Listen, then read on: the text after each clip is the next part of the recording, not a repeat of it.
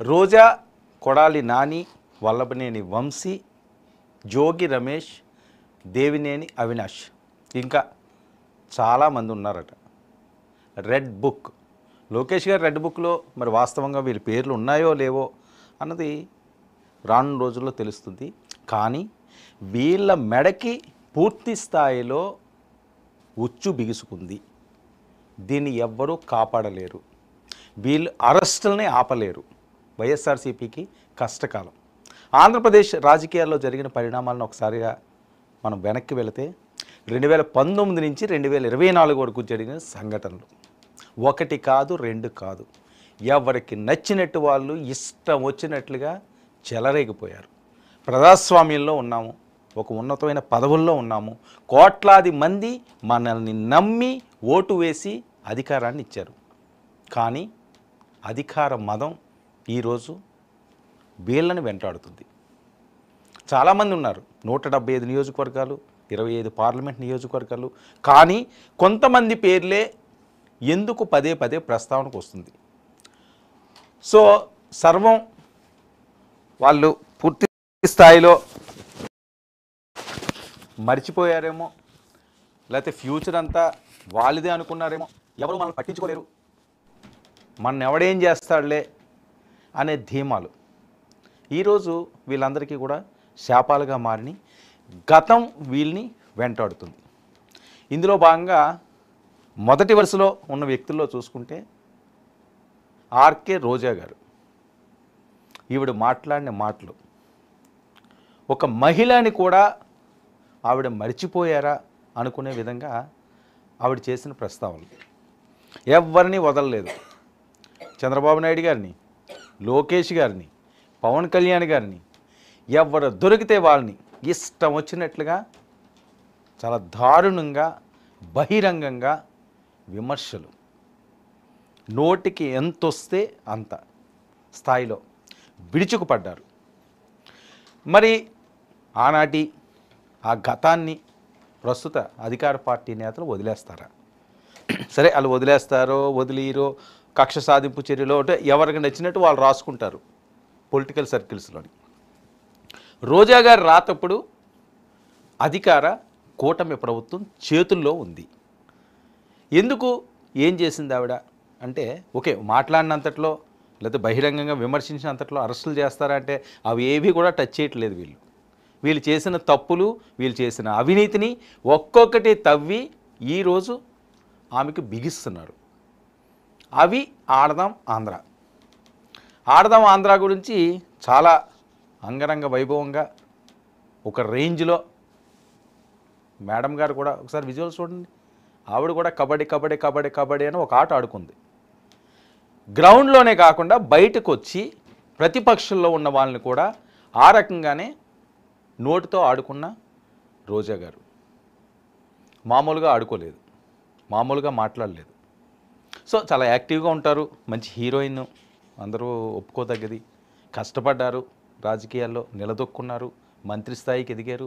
Appreciate చేయాలి అందరూ, ఆమెను ఆదర్శంగా తీసుకోవాలి. కానీ రోజాని ఆదర్శంగా తీసుకోవాలని ఎవరో అనుకోని విధంగా ఆవిడ ప్రవర్తించిన తీరు అంటే ఆ నోటి దురద వీళ్ళందరికీ కూడా అది ఇప్పుడు వీళ్ళందరినీ వెంటాడుతుంది, శాపాలుగా మారుతుంది. ఎప్పుడు అరెస్ట్ అవుతావా అని బిక్కుమని వీళ్ళు బతికే పరిస్థితి. మొన్నంతా విదేశాలకు వెళ్ళిపోయారు వల్లభనేని వంశీ గారు, వీళ్ళు అన్నారు ఎక్కడ ఉన్నా లుకౌట్ నోటీసులతో వెంటనే వాళ్ళని తీసుకొస్తారు, అరెస్టులు చేస్తారు, నేడా రేపా అన్నట్లుగా ఉంది. ఆడదాం ఆంధ్ర విషయంలో ఒక్కొక్కరు ఒక్కో రకమైన ఫిగర్స్ చెప్తున్నారు. 150 కోట్లని ఒకరు అంటారు, 124 కోట్లని ఒకరు అంటారు, 114 కోట్లని ఒకరు అంటారు. దానికి కేటాయించిన బడ్జెట్ 150 కోట్లయితే, లేకపోతే 124 కోట్లైనా, 114 కోట్లైనా, అవినీతి జరిగింది 105 కోట్లు. అక్షరాల 105 కోట్ల అవినీతి చేశారు. ఆ పనికిరాని బ్యాట్లు, ఆ పనికిరాని బ్యాట్సు, ఆ పనికిరాని బాళ్ళు ఇవన్నీ కూడా తీసుకెళ్ళి ఆ గ్రామీణ విద్యార్థుల వాళ్ళ ముఖాన్ని కొట్టారు. అందులో మొత్తం దోచేశారు. వైరెడ్డి గారు, రోజా గారు ఇందులో పాత్రదారులు, సూత్రధారులు. అది వీళ్ళ మెడకి చుట్టుకొని వచ్చు. ఒకసారి రోజా గారు ఒక బయట విందామండి. చాలా బయటలు ఈరోజు మనం తీసుకోవడం జరిగింది. అంటే ఎందుకు ఆవిడ మీద ఆ సానుభూతి రావట్లేదు, ఒక మహిళ మీద సిఐడి నోటీసులు ఇవ్వడం. ఇంకొక అంశం ఏంటంటే ఏసీబీ సిఐడి జాయింట్ ఆపరేషన్ చేసింది ఈ అవినీతి మీద. ఎవడో ఒకడిచ్చిన రిపోర్ట్ కాదు ఇది, మొత్తం చరిత్ర అంతా కూడా తవ్వి తిరగదోడి ఒక రిపోర్ట్ తయారు చేశారు. ఆ రిపోర్ట్లో అంశమే ఆవిడకి సిఐడి నోటీసులు, రేపా ఎల్లుండా అరెస్ట్ అన్నట్టు ఉన్న నేపథ్యం. ఆవిడ బయట ఒకసారి విందాం, బయట ప్లే చేయండి అమ్మా, ఒక బయట ప్లే చేయండి. రాజకీయాల్లోకి వచ్చి 15 ఏళ్ళు అవుతుంది. ఎమ్మెల్యే కాదు కదా, కనీసం వార్డు మెంబర్ కూడా కాలేదు. తన ఒంటి చేత్తో 151 ఎమ్మెల్యేలను గెలిపించుకున్న జగన్మోహన్ రెడ్డి గారు ఎక్కడ? 2 చోట్ల నిలబడి 2 చోట్ల ఓడిపోయినా నువ్వెక్కడ? 22 మంది ఎంపీలని తన అజెండాతో గెలిపించుకున్న నాయకుడు జగన్మోహన్ రెడ్డి గారు. కానీ నీ సొంత అన్ననే ఎంపీగా గెలిపించుకోలేక చతికిలబడ్డవాడివి నువ్వు. దేశాన్ని గడగడలాడించిన సోనియానే ఢీకొన్న దమ్మున్న నాయకుడు జగన్మోహన్ రెడ్డి గారు. కానీ నీ తల్లిని తిట్టినోడితో ప్యాకేజీ కోసం బానిస బతుకుతున్న నువ్వు. అసలు నువ్వెంత, నీ బతుకెంత, నీ స్థాయి ఎంత? నువ్వు రాజకీయాల్లోకి వచ్చి 15 ఏళ్ళు అవుతుంది. ఎమ్మెల్యే కాదు కదా, కనీసం వార్డు మెంబర్ కూడా కాలేదు. తన ఒంటి చేత్తో 151 ఎమ్మెల్యేలను గెలిపించుకున్న జగన్మోహన్ రెడ్డి గారు ఎక్కడ? 2 చోట్ల నిలబడి 2 చోట్ల ఓడిపోయినా నువ్వెక్కడ? 22 మంది ఎంపీలని తన అజెండాతో గెలిపించుకున్న నాయకుడు జగన్మోహన్ రెడ్డి గారు. కానీ నీ సొంత అన్ననే ఎంపీగా గెలిపించుకోలేక చతికిలబడ్డవాడివి నువ్వు. దేశాన్ని గడగడలాడించిన సోనియానే ఢీకొన్న దమ్మున్న నాయకుడు జగన్మోహన్ రెడ్డి గారు. కానీ నీ తల్లిని తిట్టినోడితో ప్యాకేజీ కోసం బానిస బతుకు. ఓకే, ఇది రోజా గారు జగన్మోహన్ రెడ్డి గారు దమ్మున్న నాయకుడు, అందరూ ఒప్పుకోతగ్గదే. 2 చోట్ల ఓడిపోయాడు పవన్ కళ్యాణ్, అది అందరికీ తెలిసిందే. నువ్వెంత, నీ బతుకెంత అని పవన్ కళ్యాణ్ అండంలో ఆ నోటి దురద ఈరోజు జనాలు మిమ్మల్ని చేదరించుకునేలా చేసింది. ఒక మనిషిని అంత నీచంగా తక్కువగా చూసి మాట్లాడడం మీకే చెల్లిందేమో.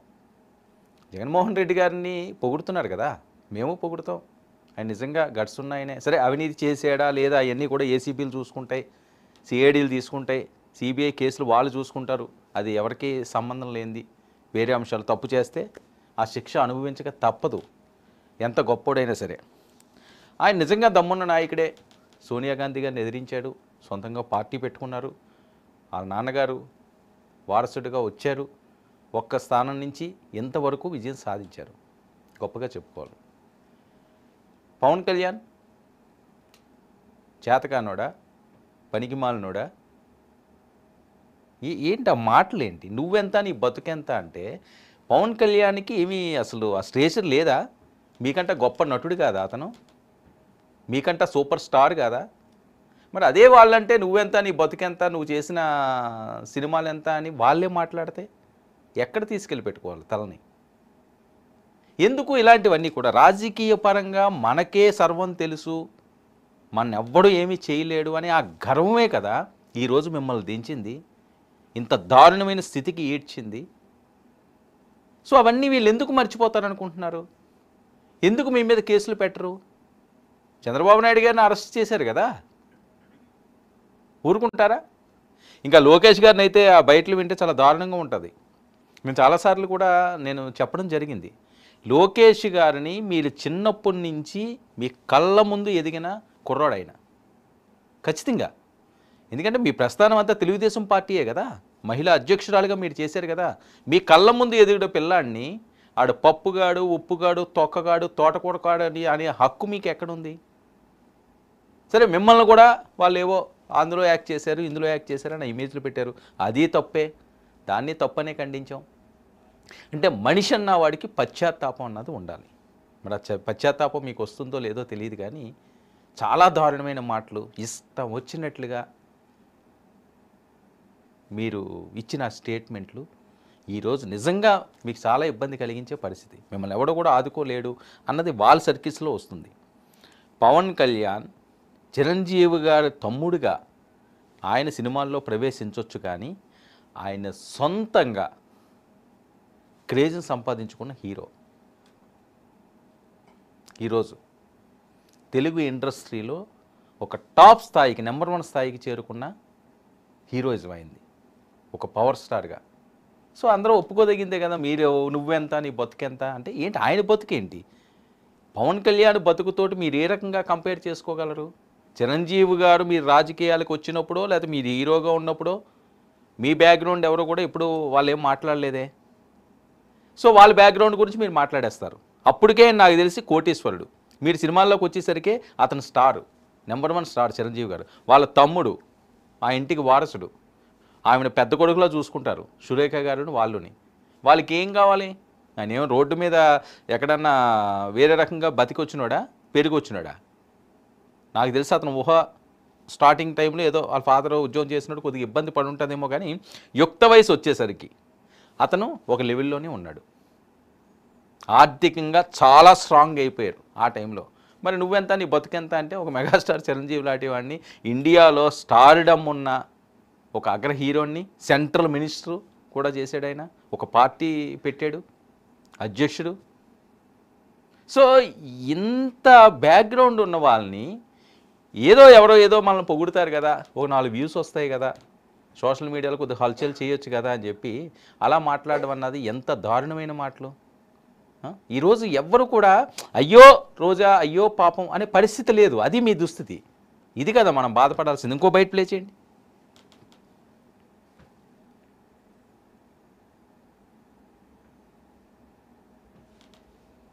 వాయిస్. నిరుద్యోగులంతా సంతోషంగా ఉన్నారు. అందరికీ ఉద్యోగాలు వచ్చి అందరూ కూడా కుటుంబ సభ్యులు చక్కగా సంతోషంగా ఉన్నారు. ఈ రోజు రోడ్డు మీదకి ఎవరు వచ్చారు అంటే చంద్రబాబు నాయుడు, నిరుద్యోగులైన పవన్ కళ్యాణ్, లోకేష్, ఆ పార్టీలో కొంతమంది. సో ఈరోజు అధికారం కోసం ఏదైనా మాట్లాడాలనుకుంటే ప్రజలు పిచ్చోళ్ళు కాదు. సోషల్ మీడియా ఈరోజు చాలా పవర్ఫుల్ గా ఉంది. ఎక్కడ ఏం జరుగుతుంది, ఎవరు ఏం మాట్లాడుతున్నారు అనేది స్పష్టంగా చూస్తున్నారు. ఈరోజు వాళ్ళ నాన్న 11 మందిని చంపేస్తే పట్టించుకోనోళ్ళు, నిన్న ఒకరికి హార్ట్ అటాక్ వస్తే కనీసం ఒక మానవత్వం లేకుండా మాట్లాడుతుంటే, చంద్రబాబు నాయుడు సైకో అయితే వీడు ఐరన్ లెగ్ సైకో.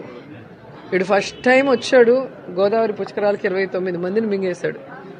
ఆ తర్వాత ఎమ్మెల్సీగా అడుగుపెట్టాడు. వాళ్ళ నాన్నకి నోటీసులు వచ్చినాయి ఓటుకు నోటు కేసులో. అలాగే మొన్న పోస్టర్ రిలీజ్ చేశాడు పాదయాత్రది, కందుకూరులో 8 మందిని చంపేశాడు. నిన్నేమో ఇలా హార్ట్ అటాక్. నిజంగా ఇలాంటి ఐరన్ లెగ్ గనక రాష్ట్రం అంతా నడిస్తే మా పరిస్థితి ఏంటి అని ఈరోజు రాష్ట్ర ప్రజలందరూ భయంతో ఉన్నారు. సో వాళ్ళ ఇది మరొక bite. Iron leg psycho. Roja గారు గతాన్ని మర్చిపోయి ఉంటారు. ఆవిడ ఎక్కడ అడుగు పెడితే అక్కడ సర్వనాశనం. పొలిటికల్ ఐరన్ లెగ్ రోజా గారు అని చెప్పి పెద్ద ఎత్తున ప్రచారం జరిగితే కన్నీటి పర్యంతమయ్యారు కదా మీరు.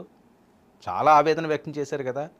నన్ను అనరాని మాటలు అన్నారు, నన్ను కించపరుస్తున్నారు, ఒక మహిళను కూడా చూడకూడదని చెప్పి ఆవేదన వ్యక్తం చేసిన మీ నోటంట ఈ భాషిదాలు వస్తుంటే ఇంకేమనుకోవాలండి? ఆయన పుట్టాడట, ఏదో జరిగిందట, ఆయన ఎదిగాడట, ఏదో జరిగిందట, ఆయన పదవి చేపట్టాడట, ఇంకోటి జరిగిందట, ఆయన ఎక్కడో అడుగు పెట్టాడట, ఇంకోటి జరిగిందట. నేను ఇంతకు ముందే ప్రస్తావించాను, లోకేష్ గారు మీ కళ్ళ ముందు ఎదిగిన వ్యక్తి అండి. రాజకీయాలన్నీ పక్కన పెట్టండి, ఈరోజు ఉంటే రేపు పోతాయి. ఈరోజు పదవి ఉంటే కాళ్ళు రగడేసుకుంటారు, పదవి లేకపోతే ఇంట్లో ముసుగేసి కూర్చోవాలి. ఎవడో మనం టచ్ చేయడు, ఎవడో పట్టించుకోడు. మీ నగర ఈరోజు వెళ్ళండి, మీ పరిస్థితి ఏంటో అని. మీ వాళ్ళే మీ గురించి లీకులు ఇస్తున్నారట. ఒక్కసారి మీరు వెనక్కి తిరిగి చూసుకోండి.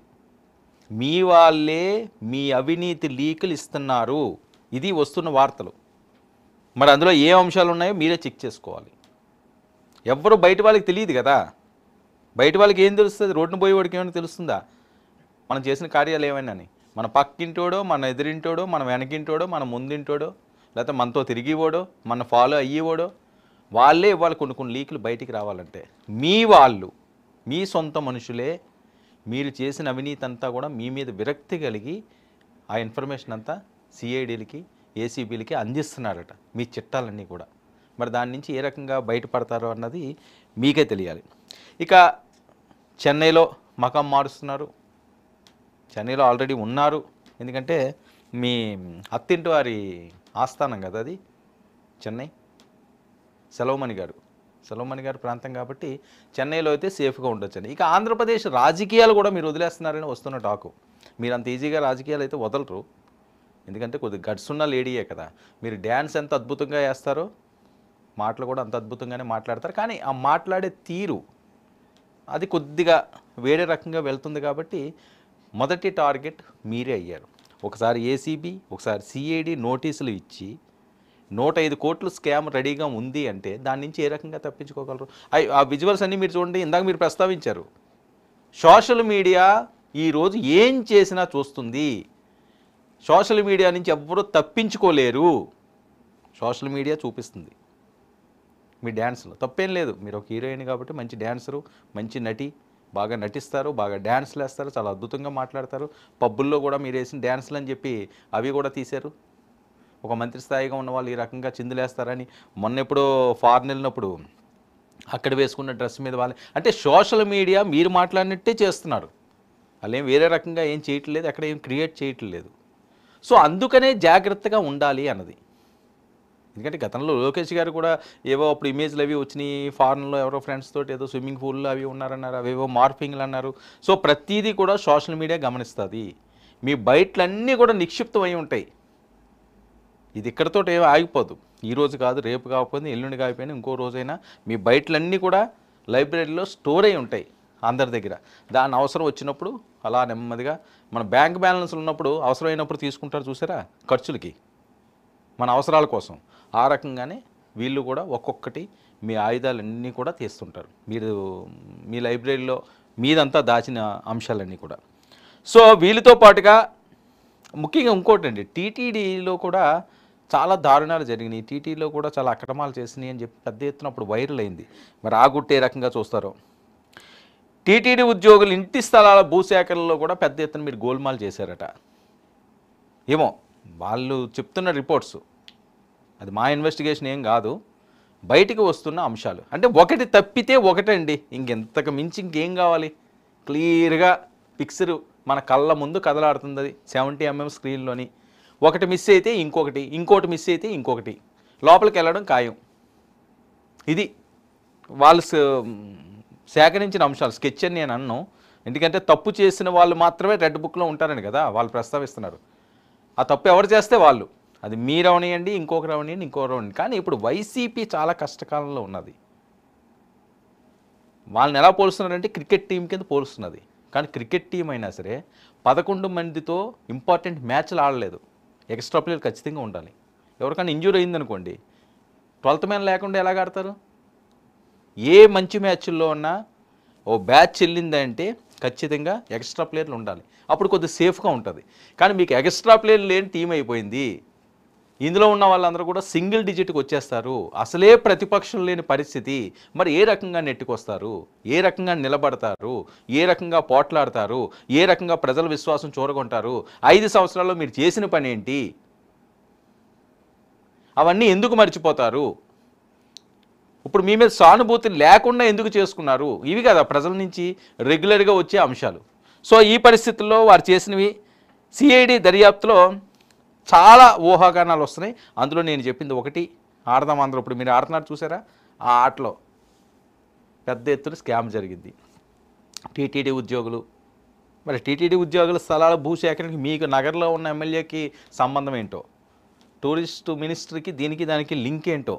అంటే ఒక తీగ దొరికితే చాలు, ఎవరినన్నా ఒక డొంక లాగాలి అనుకుంటే మనం ఒక తీగగా దొరికింది అనుకోండి, ఆటోమేటిక్గా డొంక వచ్చేస్తుంది. కొద్దిగా లేట్ అవుతుందేమో, ఖచ్చితంగా వచ్చేస్తుంది. సో ఆ రకంగానే వాళ్ళు తీగ లాగారు. రోజా గారు తీగ లాగితే ఇప్పుడు మొత్తం అదంతా కదులుతుంది. వేరే బయట కూడా ప్లే చేయండి.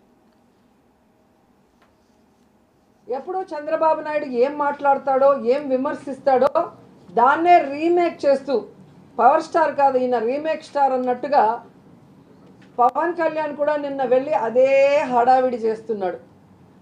రిషికొండను బోడికొండు చేసేశారు, బోడిగుండు చేసేశారని బోడి వెధవలంతా కూడా బోడి ప్రచారం చేయడం ఒక ఫ్యాషన్గా పెట్టుకున్నారు. నిన్న వెళ్ళాడు, కారెక్కి అరిశాడు, గోడలు దూకాడు, హడావిడి చేశాడు. నేను సూటిగా అడుగుతున్నాను పవన్ కళ్యాణ్ని, సరే నువ్వు లోపలికి వెళ్ళావు కదా, కారెక్కి చూసావు కదా, అక్కడ ఏం లోపాలు కనిపిస్తున్నాయి, ఏం అక్రమాలు జరుగుతున్నాయి, నువ్వేం కనిపెట్టావో చెప్పయ్యా అంటే చెప్పడానికి ఆయనకి మాటలు లేవు. అక్రమాలు జరుగుతున్నాయి అంతే, ఒకటే మాట. పవన్ కళ్యాణ్ ప్రజలు అడుగుతున్నదే నేను సూటిగా అడుగుతున్నాను. నీ పార్టీ, నీ దత్త తండ్రి చంద్రబాబు నాయుడు గారి పార్టీ, అలాగే రఘురామకృష్ణంరాజు ముగ్గురు కలిసి ఈ ప్రాజెక్ట్ మీద కోర్టుకు వెళ్ళారు కదా. ఏ కోర్టు అయినా ఇది అక్రమ కట్టడం, దీని నిర్మాణాన్ని ఆపేయండి అని చెప్పి ఎక్కడైనా తీర్పు ఇచ్చిందా? మీరు ఎన్జిటికి కూడా వెళ్ళారు. ఎన్జిటి ఇచ్చిన స్టేని కూడా సుప్రీంకోర్టు ఎత్తేసి నిర్మాణానికి అనుమతులు ఇచ్చారు. సుప్రీంకోర్టు కన్నా గొప్పడివా నువ్వు పవన్ కళ్యాణ్? ఇప్పటికే ఈ కేసు హైకోర్టులో ఉంది. హైకోర్టుకి మేము చేసే ప్రతి డెవలప్మెంట్ కూడా ప్రభుత్వం ఎప్పటికప్పుడు అఫిడవిట్ రూపంలో అందిస్తూనే ఉంది. కోర్టు ఏదైనా మార్పులు చేర్పులు చెబితే అవి మేము చేస్తాం. నీకు మధ్యలో బాధ ఏంటని నేను అడుగుతున్నా. నెక్స్ట్ ఇంకా ఏమైనా బయటలు ఉంటే ప్లే చేసేయండి.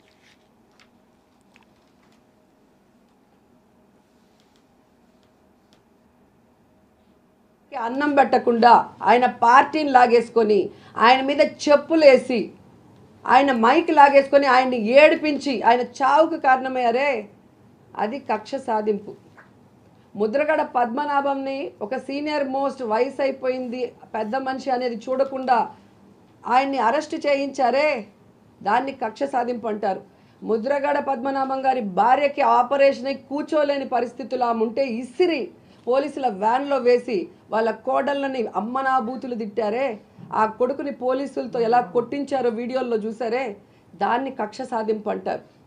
మహిళల కేసు ఏదైతే కాల్మనీ సెక్స్ రాకెట్లో ఆడవాళ్ళు అన్యాయం అయిపోతుంటే ప్రశ్నించినందుకు రూల్స్కి విరుద్ధంగా 1 year సస్పెండ్ చేశారే నన్ను, అది కక్ష సాధింపు. మహిళా పార్లమెంట్కి పిలిచి నన్ను కిడ్నాప్ చేసి చంపేయాలన్న ప్రయత్నం చేశారే, అది కక్ష సాధింపు. మీరు కక్ష సాధింపు చర్యలు చేసి ఈరోజు సాక్ష్యాధారాలతో దొరికిన గజ దొంగని అరెస్ట్ చేస్తే దానికి కక్ష సాధింపు అని రంగు పూసి సింపతి పొందాలనుకుంటున్నారా? ఈ రాష్ట్రంలో ప్రజలందరూ గమనించారు కాబట్టే ఎక్కడా సింపతి అనేది లేదు. 14 సంవత్సరాలు ఇలాంటి వాడినా మేము ముఖ్యమంత్రిని చేసింది, ఇలాంటి అవినీతి అనకుండానా మేము ముఖ్యమంత్రిని చేసింది, ఇలాంటి గజ దొంగన మేము ఇక్కడ గెలిపించిందని రాష్ట్ర ప్రజలు, ముఖ్యంగా కుప్పం ప్రజలు ఈరోజు బాధపడుతున్న పరిస్థితి.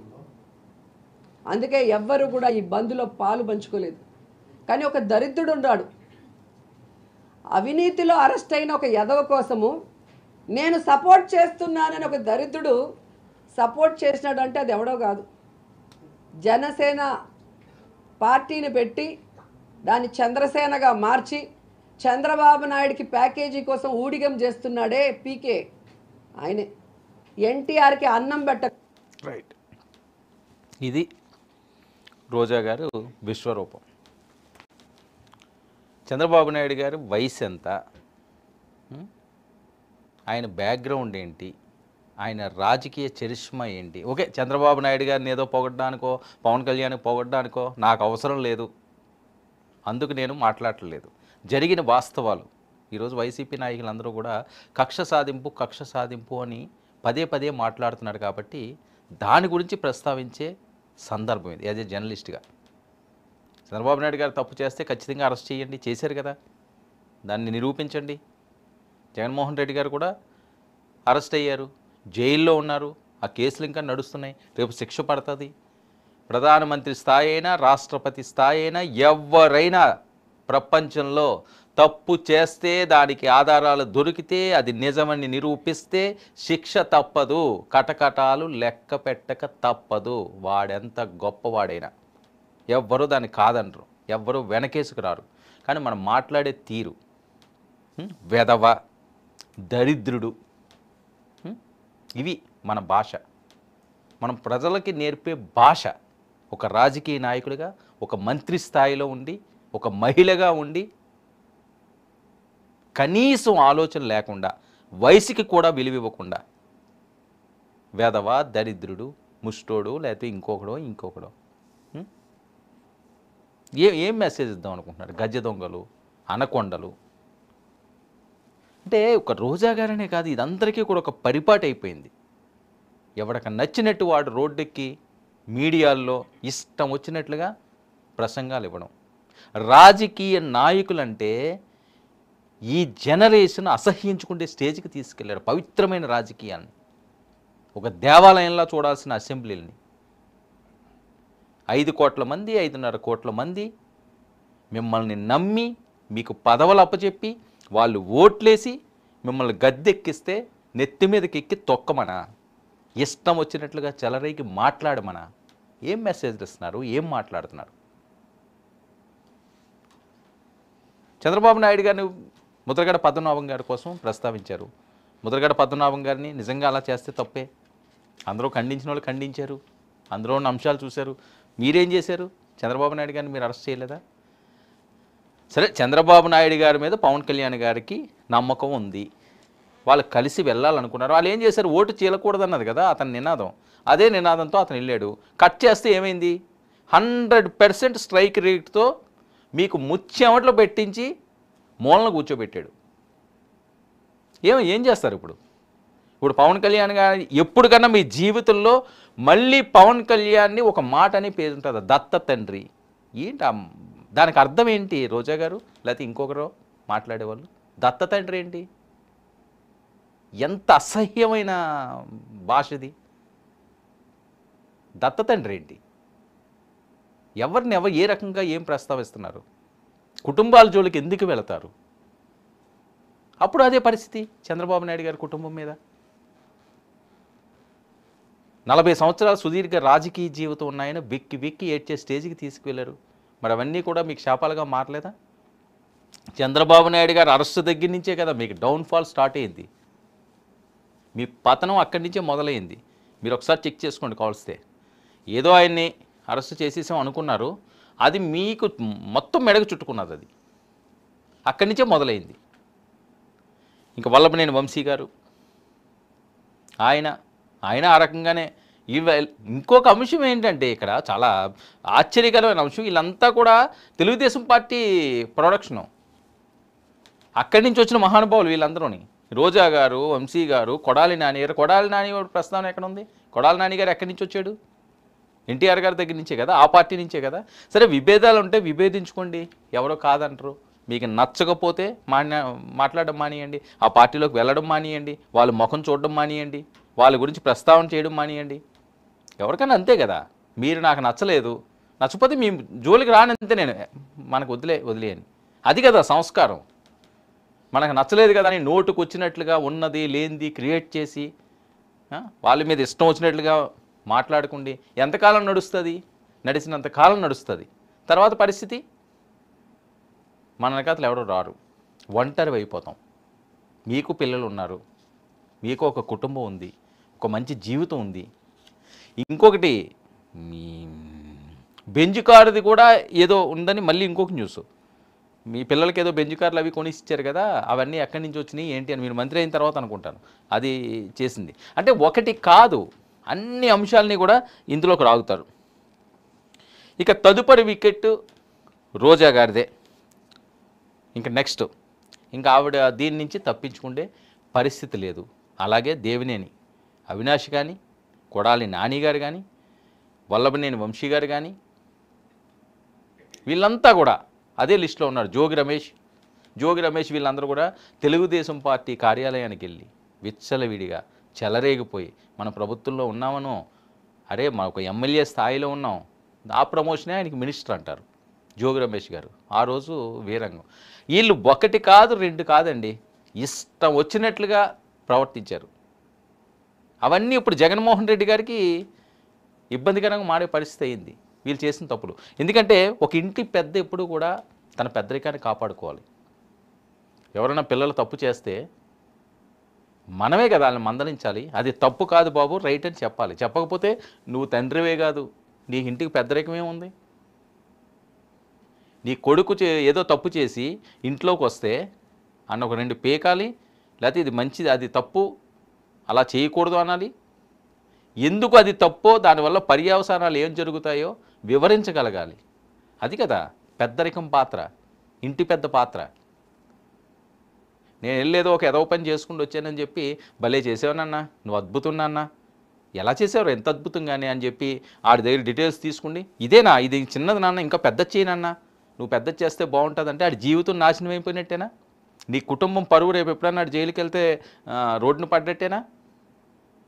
నీ కుటుంబంలో ఇంక నీకు విలువ లేకుండా పోయినట్టేనా? ఎన్నో ఎన్నో ఎన్నో ఎన్నో అవమానాలు పడాలి. ఒక్కదాంతో పోదు మనం చేసిన ఏ తప్పన్నా సరే. మంచి చేయకపోయినా పర్వాలేదు, ఎవరికి చెడ్డ చేయడానికి మాత్రం ఆలోచించకండి. రాజకీయాలు శాశ్వతం కాదు. ప్రజలు ఈరోజు మనల్ని నమ్మితే మీరు అధికారంలోకి వస్తారు. వాళ్ళు ఒక్కసారి వ్యతిరేకిస్తే జీవితంలో మీరు మళ్ళీ ఆ కుర్చీ ఎక్కలేరు, అసెంబ్లీలో అడుగు పెట్టలేరు. కానీ నిజాయితీగా మనం చేసేది తప్పు కాదు అని ఆత్మవిమర్శ చేసుకుని ముందుకు సాగితే, ప్రజల్లో విశ్వాసాన్ని చూరకుంటే, అసెంబ్లీ గేటు దాటను అని చెప్పి ఏ పవన్ కళ్యాణ్ అయితే మీరు ప్రతి క్షణం అవమానించారో, ఈరోజు అసెంబ్లీ గేట్ కాదు, అసెంబ్లీ గోళ్ళ గుద్దుకుంటూ వెళ్ళిపోయే రేంజ్లో ఉన్నాడు ఆయన, deputy chief minister. Pawan Kalyan రాజకీయాలు సినిమా పరంగా ఉన్నప్పుడు, యువరాజ్యం అధ్యక్షుడిగా ఉన్నప్పుడు, పార్టీ పెట్టినప్పుడు, 2 సార్లు ఓడిపోయినప్పుడు, ఇప్పుడు ఒక్కసారి వ్యత్యాసం చూడండి. మనిషిలో పరిణితి ఏ రకంగా పెరుగుతున్నది సింపుల్ ఎగ్జాంపుల్ అది. ఎంత ఆవేశంగా మాట్లాడేవాడు, చెప్పు తీశారు, ఏదేదో చేసేవారు. కానీ ఈరోజు అది లేదు. ఈరోజు అది లేదు. ఒక నిత్య విద్యార్థిలాగా ఆయన పాఠాలు నేర్చుకుంటున్నాడు మంత్రిగా. సో ఎవరిని ఆదర్శంగా తీసుకోమని చెప్పం. రోజా గారిని కానీ, ఇప్పుడు నేను చెప్పిన పేర్లు ఏవైతే ఉన్నదో, నాని గారు, దేవినేని అవినాష్ గారు, వల్లభనేని వంశీ గారు, జోగి రమేష్ గారు, ఇంకా చాలామంది లిస్ట్ ఉన్నది. ఇది ఫస్ట్ లిస్ట్ మాత్రమే, ఇది కన్ఫర్మేషన్ లిస్ట్ అట, ఫస్ట్ లిస్ట్. ఒక రోజు లేట్ అవ్వచ్చు కానీ ఎట్టి పరిస్థితుల్లో వీళ్ళని ఎవ్వరూ ఆపలేరు అరెస్ట్ కాకుండా. మరొక అంశం, ఇది కక్ష సాధింపు చర్య అయితే కాదట. అవినీతి ఎంత చేశారో అక్షరాలా నిరూపించి వాళ్ళని తీసుకెళ్ళి లోపల పెడతారు. సిఐడి, ఏసీబీ జాయింట్ ఆపరేషన్లో కీలకమైన వ్యక్తులు ఒక్కొక్క గుట్టు బయటికి వస్తుంది. అందులో మొదటి వరుసలో రోజా గారు ఉన్నారు. మరి ఆవిడ సిఐడి దగ్గరికి వెళ్ళి ఆవిడ వాగ్మూలం ఇస్తారో, వాళ్ళకి ఏ రకంగా సపోర్ట్ చేస్తారో, మరి అరెస్ట్ ఏ రకంగా ఉండబోతున్నదో, ఎలాంటి కేసులు ఇంకా వస్తాయన్నది చాలా కీలకంగా మారుతుంది. ఇదంతా వైసీపీకి ఇబ్బందికర పరిస్థితులు. మరి జగన్మోహన్ రెడ్డి గారు దీని నుంచి ఏ రకంగా బయటికి వాళ్ళని తీసుకొచ్చి పార్టీని నిలబెట్టుకుంటారా అన్నది ఆంధ్రప్రదేశ్ రాష్ట్రంలో చాలా కీలకంగా మారుతున్న అంశం. ఇది ఈనాటి